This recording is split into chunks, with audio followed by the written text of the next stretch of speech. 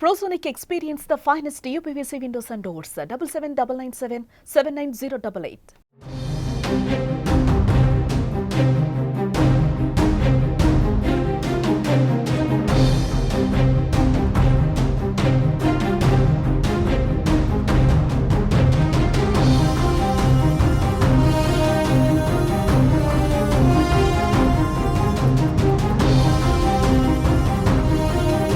Parliament వర్షాకాల సమావేశాల ఆరంభం రోజే అనూహ్య పరిణామం చోటు చేసుకుంది.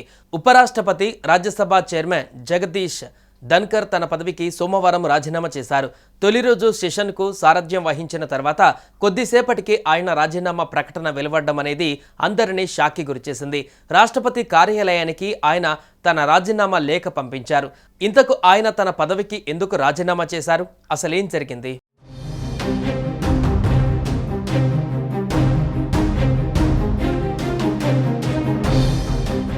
జగదీష్ ధన్కర్ ఉపరాష్ట్రపతిగా 2022 నుంచి ఆ పదవిలో కొనసాగుతున్నారు.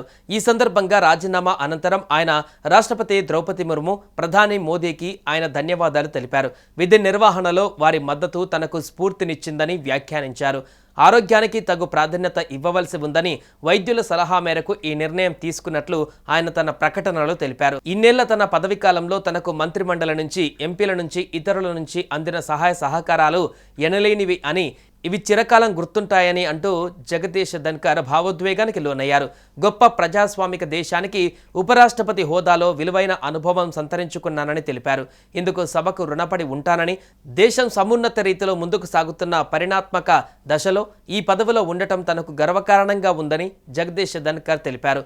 అయితే 74 ఏళ్ల వయసున్న ధన్కర్ అనారోగ్య కారణాల వల్ల ఉపరాష్ట్రపతికి రాజీనామా ప్రకటిస్తున్నట్లు రాష్ట్రపతికి పంపిన లేఖలో పేర్కొన్నారు.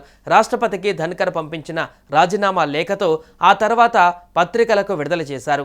అయితే పార్లమెంటు వర్షాకాల సమావేశాల ఆరంభం రోజునే ఆయన రాజీనామా కలకలం రేపుతోంది.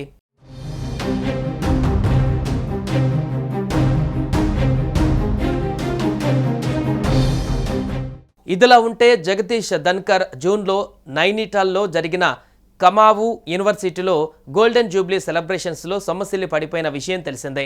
ఆయన ప్రసంగిస్తూ భావోద్వేగంతో మాజీ ఎంపీ మహేంద్ర సింగ్ పాల్ను ఆలింగనం చేసుకున్నప్పుడు ఈ ఘటన చోటు చేసుకుంది.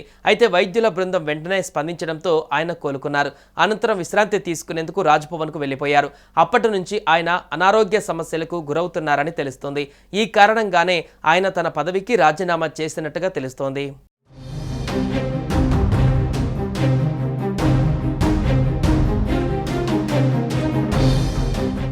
సుమన్ టీవీలో మీ పర్సనల్ అండ్ బిజినెస్ ప్రమోషన్స్ కోసం కింది నెంబర్కి కాంటాక్ట్ చేయండి.